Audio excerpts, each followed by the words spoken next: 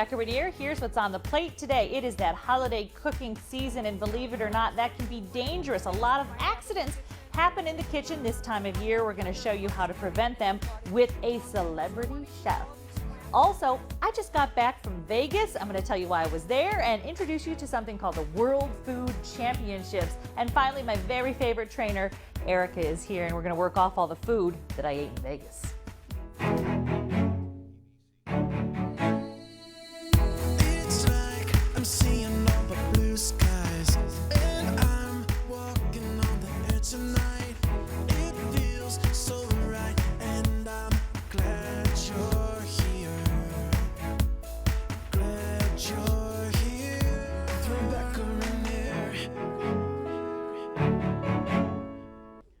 All right, welcome to the program. I'm Rebecca Regnier, and just like the song says, I am so glad you're here. Okay, we're cooking, we have guests over, we're cooking more than we normally do, all because of the holiday season, and that can mean some dangers in the kitchen. I was really lucky to catch up with celebrity chef Cheryl Forberg. She is a James Beard Award winner. She's also the chef for The Biggest Loser, and she has some really good tips on how to make sure that your kitchen masterpiece doesn't turn into a disaster.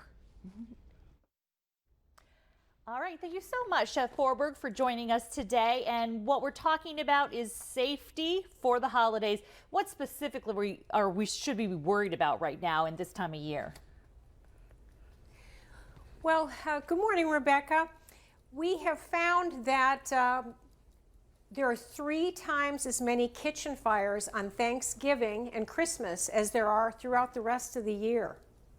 It's a that's a high number. Pretty big number. A lot of different factors, I would imagine, go into it. A lot more people in the kitchen, and maybe some of the stress of the speed that people are trying to get things on the table contribute. What do you think contribute to that type of statistic? Oh, sure. And as well, we have a more complicated menu. We're not just cooking a dish or two. We have an oven full and a stovetop full of dishes to create, the traditional holiday menu. So I've teamed up with Liberty Mutual Insurance to talk about this recent survey and to develop some simple safety tips for the holidays. Okay, so what is the first thing? I know what I should do and don't, but what are the first tips that you're letting people know about?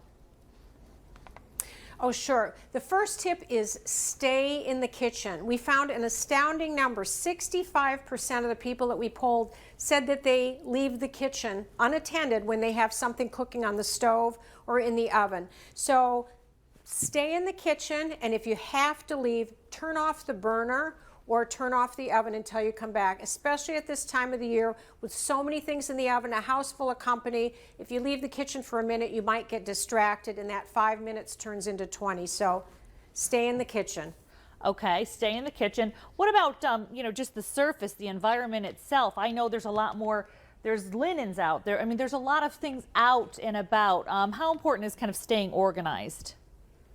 That's really important. Also, there are all sorts of flammable things we might have in the kitchen near the burners. A couple of other cooks come in and they've brought a dish along. So you want to keep all of these flammable things away from the burner, and that includes food packaging and anything made of paper. Another thing I like to recommend highly is having a kitchen timer to stay on top of keeping your menu organized and making sure that food is properly cooked. But during a busy holiday, you might actually want to invest in 2 or 3 timers. It's a very inexpensive way to be sure that your food is properly cooked and that you have kitchen safety. For me, I think one of the big issues is to slow down. I feel like I'm so busy and I know someone's coming at a certain time, and I need to get dressed for the event or whatever. I always feel like there's so many things stacked right up at the same time. Talk about, you have had high pressure cooking situations in your life. How do you stay calm and methodical so that you don't, cut yourself or set something on fire? How do we keep our heads in the game? Well, it's really important, to your point, there's so much going on, especially when we have, the survey also showed us that the people that were cooking for relatives were usually cooking for a group of 11 or more people. So it's a lot of food volume-wise, it's a variety of different dishes. I think it's really great to plan ahead. all across the board. There are a lot of dishes that you can make ahead of time. You can cook the potatoes the day before and just heat them up, and you can certainly make the cranberry sauce, a variety of different things that you can make ahead of time. That really helps. But for extra insurance, no pun intended, you want to be sure that you have fire alarms in the kitchen, at least 10 feet from the kitchen. You want to be sure that you check that monthly just to be sure it's working, and you want to be sure to replace the batteries at least once a year. Good advice. I also have one of those small kitchen fire extinguishers just because everyone's seen me cook. Things can get out of hand. So that's another thing I always recommend.